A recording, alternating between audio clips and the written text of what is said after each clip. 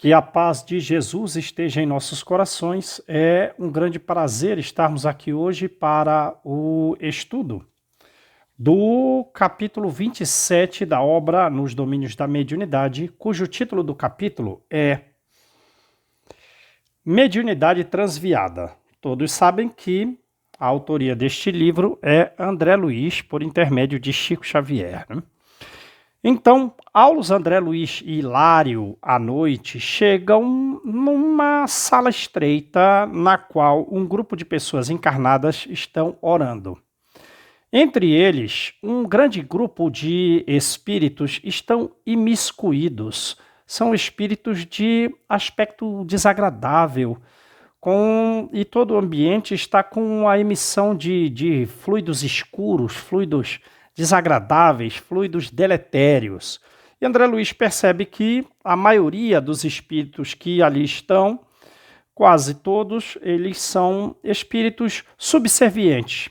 Eles são criados dos encarnados, né?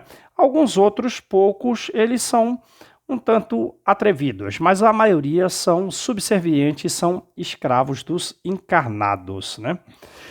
Somente tem uma pessoa elevada, é o guardião do grupo, o Cássio. Porém, ele está numa posição isolada, porque ele não é percebido pelos médiuns, ele está constantemente emitindo pensamentos de elevação para o grupo, mas ninguém capta o pensamento dele. Faz tempo que ele sitiou o grupo, em especial o diretor, Quintino, para que eles mudem a finalidade que estão dando aqueles fenômenos mediúnicos. Ele faz chegar a Quintino e também aos outros livros, né, mensagens, diálogos relativos à elevação moral que caracteriza a doutrina espírita, mas tudo em vão. Eles, então, terão grande responsabilidade futura pela manutenção deste grupo, né? Bom, tem dois médiuns psicofônicos que estão desdobrados. Ora, se indica que essa foi a separação do corpo, do espírito do corpo, o desdobramento já indica que eles não são elevados, que as características perispirituais se assemelham às características do próprio corpo físico. Eles estão desdobrados, são psicofônicos, e os espíritos e os encarnados conversam com os espíritos Quintino e Teotônio. A conversar com Raimundo, né? Quintino é o diretor da reunião. Com Raimundo e Teotônio são os espíritos que estão a dialogar por intermédio dos médiuns com os encarnados. O primeiro diálogo é de uma senhora um tanto leviana que dialoga com o espírito Raimundo. Ela diz, pede a ele influência num determinado órgão no qual ela crê que um determinado processo lhe cabe algum valor em dinheiro, que é justo, crê ela, que ela receba algum valor em dinheiro de um determinado órgão público. E ela pede, então, que Raimundo influencie as pessoas pelas quais o processo deve passar, pessoas com as quais tenham uma responsabilidade funcional pública com o processo. E ela pergunta, Raimundo, você está meio distraído, estou percebendo que você está desinteressada. Você está desinteressado do meu caso. Você quer o endereço onde moram, onde residem esses funcionários públicos para que você possa influenciá-los a desentravar e fazer o processo avançar? Não, eu sei onde eles moram, sei tudo. Nós estamos fazendo tudo que é possível. Eu sei onde eles moram, não precisam desse endereço. E um outro senhor conversa com o espírito Teotônio, né? Ele diz, Teotônio, quantos meses eu devo esperar? E o espírito subserviente, criado, ele fica confuso. E, humildemente, ele faz silêncio. Há 4 meses eu já estou esperando aquela oportunidade de trabalho. Mas você sabe que é o diretor da instituição que é contra a minha contratação. Então eu peço, Teotônio, que você o influencie. Vejo que você não está tão adequadamente dedicado às solicitações que estão sendo feitas a você. E Teotônio diz que tem feito o possível numa posição humilde e subserviente. De novo, uma outra senhora agora conversa com o Raimundo. Raimundo, você tem que afastar aquele homem desmoralizado da minha família. Nós não queremos que ele case com a nossa filha. O meu esposo não o suporta. E a nossa filha, agora revoltada, virou o tormento da casa. E ela diz: Raimundo, afaste esse abutre do meu lar. E André Luiz parou de prestar atenção naqueles diálogos ali. André Luiz parou de prestar atenção, porque tinha uma finalidade útil, eram sempre, e os diálogos continuaram, mas André Luiz parou de prestar atenção porque eram mensagens obscuras, né? E ele teve mais compaixão daquelas pessoas ali presentes naquela mediunidade transviada do que os graves casos de obsessão de determinadas pessoas por espíritos renitentes no mal, endurecidos no mal. Ele teve maior compaixão por quê? Porque ali as pessoas eram saudáveis e lúcidas, que estavam transformando o intercâmbio numa exploração criminosa em função da preguiça. E, por consequência, o processo futuro de dor deles seria muito longo e desagradável. Ora, e aquela pessoa que está já expiando determinadas faltas, porque as obsessões que sofremos, elas são provas comuns. Se já estamos expiando, estamos no caminho do progresso. Enquanto aqueles outros iriam ainda começar o processo de recuperação. Então, saudáveis e lúcidos, sem noção das consequências gravíssimas que iriam advir. Então, André Luiz ficou com mais compaixão desses encarnados que estavam explorando o intercâmbio mediúnico em função da preguiça, em função do menor esforço. E aí ele se afastou e fez algumas perguntas.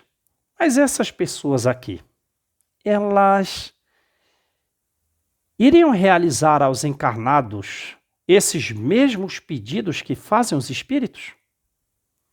O que essas pessoas estão fazendo da oração, da mediunidade e da fé? Isso não é um abuso da oração, da mediunidade e da fé? E também não é fuga do problema e da responsabilidade? Essas pessoas, elas não possuem conhecimentos suficientes para se dirigirem ao progresso? Por que eles estão entregando a enxada de trabalho que devem ter na vida aos espíritos? E quem o socorreu? Aulos vai responder a André Luiz, né? Nós temos aqui a mediunidade transviada, o psiquismo distorcido, né? Nós temos aqui o psiquismo distorcido. São encarnados e desencarnados preguiçosos nos dois planos a se vampirizarem reciprocamente.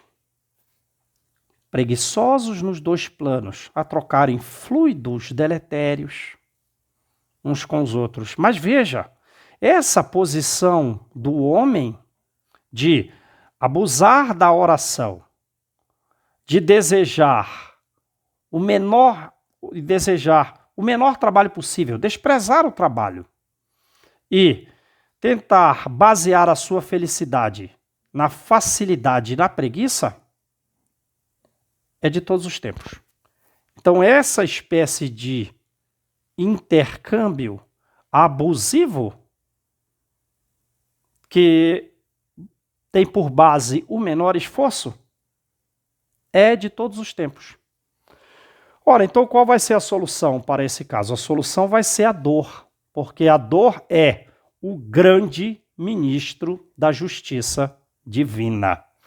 E quando nós não avançamos pelo trabalho, encontramos a dor pela retaguarda, porque é um delito permanecermos na ociosidade, né? E o tempo, então, será para nós, se trabalharmos, um benfeitor do trabalho. Agora, se não trabalharmos, ele será o algoz da inércia. A tempestade virá, a dor virá, obrigando essas pessoas a progredir, né? Não tem como fugir do tempo. Se trabalhamos durante o tempo é nosso benfeitor. Se estamos na inércia, na preguiça, o tempo é nosso algoz. Mas vejamos, eles ali estão, digamos assim, praticando o espiritismo? Não. Não. Estão diametralmente opostos ao que prega a doutrina espírita. O espírita verdadeiro, como diz Kardec, é aquele que faz os maiores esforços possíveis para se melhorar moralmente. Ora, moralmente ali é que eles não estão se desenvolvendo. Eles estão meramente nos fenômenos mediúnicos. E o fenômeno mediúnico existe em todo lugar, em todos os tempos, em todas as religiões de todas as épocas, em todas as nossas casas, em todas as criaturas. É um fenômeno da fisiologia dos seres. Mas na doutrina espírita é que eles não estão. E eles estão também ali no abuso, na exploração e na ociosidade. E eles também estão nessa situação porque é mais fácil conviver e trabalhar com os iguais, com os bajuladores ou com os inferiores. Porque quando nós trabalhamos com os superiores, nós somos obrigados a nos educar e a frear os instintos inadequados, ou seja, a sublimar. Pois bem, como trata a lei nessa situação? De uma maneira geral, a lei é, quando nós erramos, mas houve uma boa intenção, o que há é esclarecimento. Agora, quando deliberadamente cometemos abuso, qual é a consequência? A consequência é a corrigenda.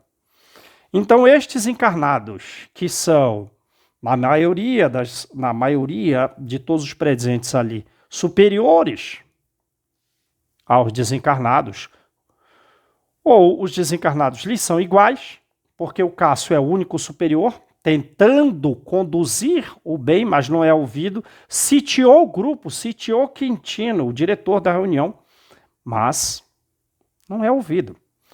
Então, quais serão as responsabilidades deles? Futuramente, quando eles desencarnarem, eles estarão cercados por esses espíritos que estarão constantemente pedindo a eles orientação e socorro. E na próxima vida, quando reencarnarem, estarão na mesma família. Serão pais e filhos na corrigenda adequada para se conduzirem ao equilíbrio. Ora, de uma maneira geral, cada tarefa nobre nossa tem o seu bom salário. E cada atitude nossa menos digna tem também o seu preço devido. Era um capítulo curto. Essa era a lição suficiente, diz André Luiz, a se ensinar ao homem quais são as consequências da preguiça e de abusar da oração e da mediunidade. Porque doutrina espírita é, antes de tudo, desenvolvimento moral. Que Jesus nos abençoe.